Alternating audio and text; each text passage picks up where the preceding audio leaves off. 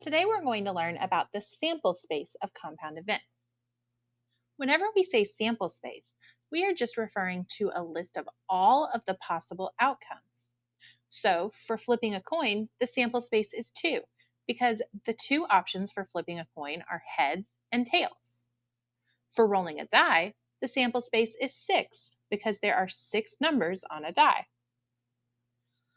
When we have what is called a compound event, that means that we are looking for the probability of more than one thing happening. For example, flipping a coin and rolling a die. So if I do both of those at the same time, I would need to know how many different outcomes there are. One of the ways that we can do that is called the fundamental counting principle. To find the number of outcomes of multiple events, you should multiply the number of outcomes for each event together. So in our example, flipping a coin and rolling a die, we know that there are 2 outcomes for flipping a coin, and there are 6 outcomes for rolling a die. So I would multiply those together and I would get a sample space of 12. That means there are 12 possible outcomes when I flip a coin and roll a die at the same time. So let's look at those possible outcomes. If Elena makes a list of all of the options, I want to know what her list would look like. Well, let's think about flipping a coin. I know that first, if she flips her coin, she could land on heads. And if she rolls her number cube, she could land on 1. But if she landed on heads first, she also could have landed on 2 on the number cube. If she landed on heads first, she could have landed on 3 on the number cube, 4, 5, or 6. So these are all of the outcomes where she would have landed on heads. But we know that she also could have landed on tails on her coin. So if she landed on tails, she could have landed on 1, 2, 3, 4, 5, or 6. So you see, if we count up all of the options, we have 1, 2, 3, 4, 5, 6, 7, 8, 9, 10, 11, and 12. So we've seen, now we can see all of the different outcomes in the sample space of flipping a coin and rolling a number cube. Now, Kieran is doing the same thing.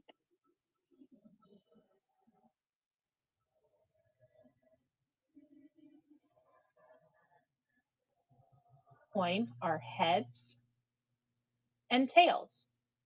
And then what are the outcomes for our number cube? Those outcomes are 1, 2, 3, 4, 5, and 6. So in our sample space, Kieran could get a heads and 1, heads and 2, heads and 3, heads and 4, heads and 5, or heads and 6. He also could get a tails and 1, tails 2, tails and 3, tails and 4, tails and 5, and tails and 6. So you'll notice that Kieran's table looks similar to Elena's list. It's just that he has it laid out in a different way. But in both of these, we have 12 total outcomes. Priya makes something called a tree diagram. A tree diagram is another method for looking at all of your sample space. In a tree diagram, we would start with our first option, which is flipping a coin. Well, we know that in flipping a coin, we can get either a heads or a tails. Then we make what is called branches for our other option. Next, Priya is going to roll a number cube. So if she got heads first, then after she rolled her number cube, she could get a 1, or she could get a heads and then a 2, or heads and 3, or heads and 4, or heads and 5, or heads and 6. For tails, she could have gotten tails and 1, tails and 2, tails and 3, tails and 4, tails and 5, tails and 6. So if you notice, Whenever we want to look at the sample space in a tree diagram, we would go to our last branch and count. Well, there's 1, 2, 3, 4, 5, 6, 7, 8, 9, 10, 11, 12. So again, there are 12 total outcomes.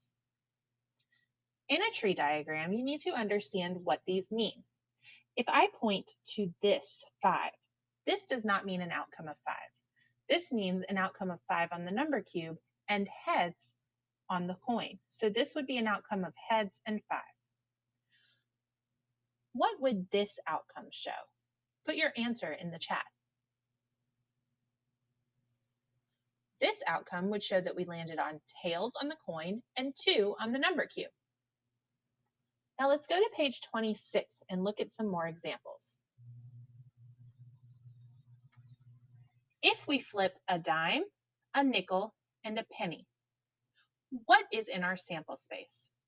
Well, we first can figure this out using the fundamental counting principle.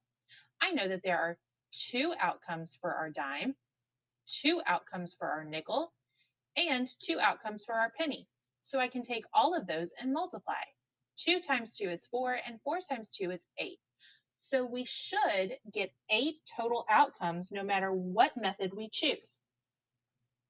Well, if I choose a tree diagram, then I know that my dime has an outcome of heads followed by tails. Well, if I get a heads on my dime, then when I flip my nickel, I could get again either heads or tails. The same thing is true for if I flipped a tails first on my dime. I could then get either heads or tails on my nickel. Finally, I want to look at my penny. If I got a heads on my dime and a heads on my nickel, I could get either next a heads or tails on my penny. If I got a heads on dime and a tails on my nickel, I could then get either a heads or a tails on my penny. I can do the same thing here. If I got tails and heads, my next option would be either heads or tails. If I got tails and tails, then my next option would be, again, either heads or tails. Well, if I wrote out these outcomes, again, if I pointed to this does not represent heads. This represents heads on my dime, tails on my nickel, and then heads on my penny. If I wanted to list out these outcomes, I could say I got a heads, heads, heads, followed by heads, heads, tails, followed by heads, tails, heads, followed by heads, tails, tails. Then I would get tails, heads, heads, followed by tails, heads, tails, then tails, tails, heads, followed by tails, tails, tails. Well, when you count, we again have 1, 2, 3, 4, 5, 6, 7, 8 outcomes. Well, I can use these outcomes to find the probability. The question asks, what is the probability of landing on heads all 3 times? Well, when I look, this one lands on heads all 3 times, but then when I look at the rest of my problems, or the rest of my outcomes, none of the other ones have heads, heads, and heads. So the probability of landing on heads 3 times is that there is one of those outcomes out of 8 total outcomes. Now, I want you to find the probability of landing on heads 2 times.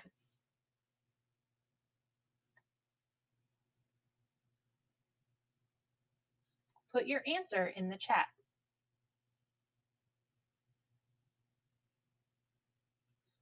The probability of landing on heads twice is 3 over 8 because for this one is the heads 3 times, so it doesn't count. This one has 2 heads. This one has 2 heads. This one has 2 heads. And then nothing else has 2 heads. So there are 3 outcomes that land on heads twice out of 8 total outcomes. So this is how we can use our tree diagram or our lists to find probability. Let's look at our next problem. This says Hans' closet has a blue shirt, a gray shirt, a white shirt, blue pants, khaki pants, and black pants. He must select one shirt and one pair of pants to wear for the day. I want you to choose a method and find the sample space.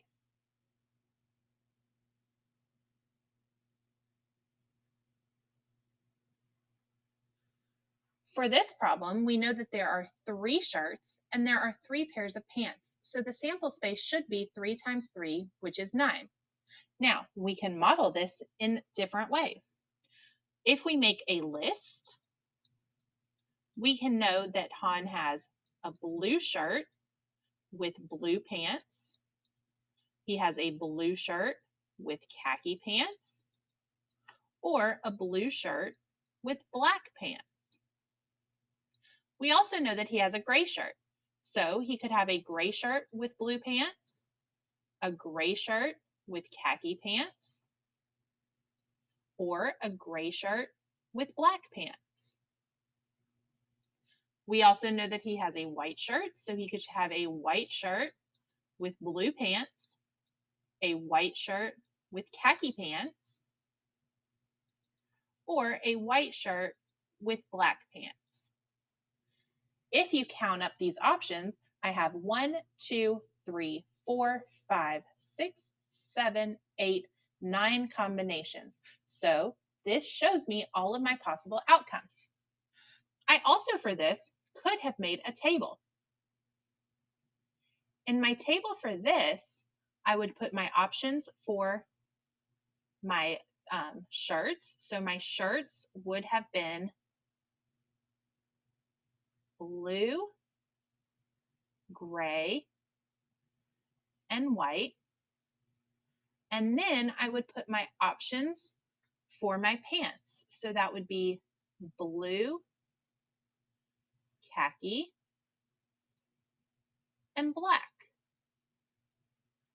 Well, I can from here say I would have a blue and blue option, a blue and khaki option, or a blue and black option. I would have a gray and blue option, gray and khaki option, or gray and black option.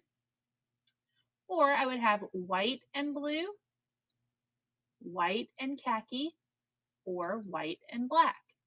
Again, you can see we have 9 total outcomes. We also could have made a tree diagram for this. So if I made a tree diagram, I would have started with my shirts. So I would have started with my blue, gray, or white shirt. And from there, I would have found my pants. For each of these, I could have blue, khaki, or black.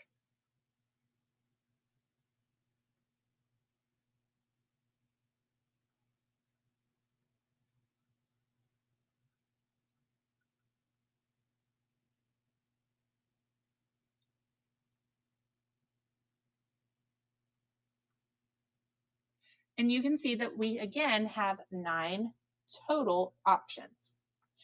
So we're using whichever of these that you chose, and we're going to find the probability of choosing a combination that includes a gray shirt. Well, if I look at my list, this is a blue shirt, blue shirt, blue shirt. But then I have a gray shirt with blue pants, a gray shirt with khaki pants, and a gray shirt with black pants. So for this, there are 3 options that have a gray shirt out of 9 total outcomes. Well, 3/9 simplifies to 1/3. Now, I want you to find the probability of a shirt and pants that are the same color.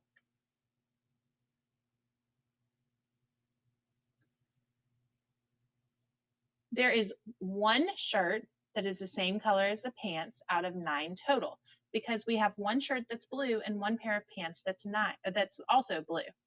So for this, there is one outcome that has the same color shirt and pants out of 9 total outcomes.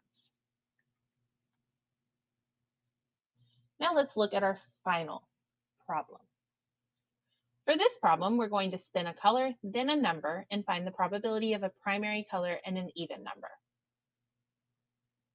First, we can see from our first spinner that there are 4 outcomes, and we can see from our second spinner that there are 5 outcomes.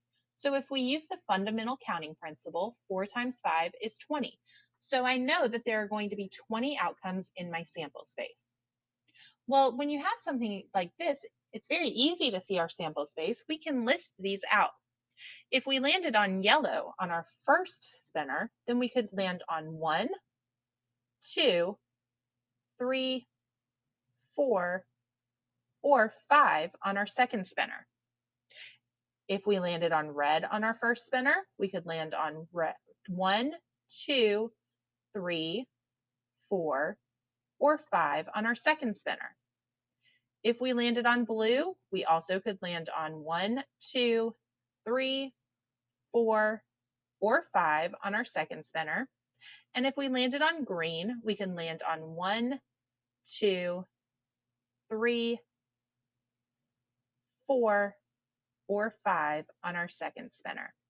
So if you counted these up, you should see that we have a total of 20 in our sample space. Well, our question asks, what is the probability of choosing a primary color and an even number? Well, we need to know what primary colors are. Our primary colors are red, blue, and yellow.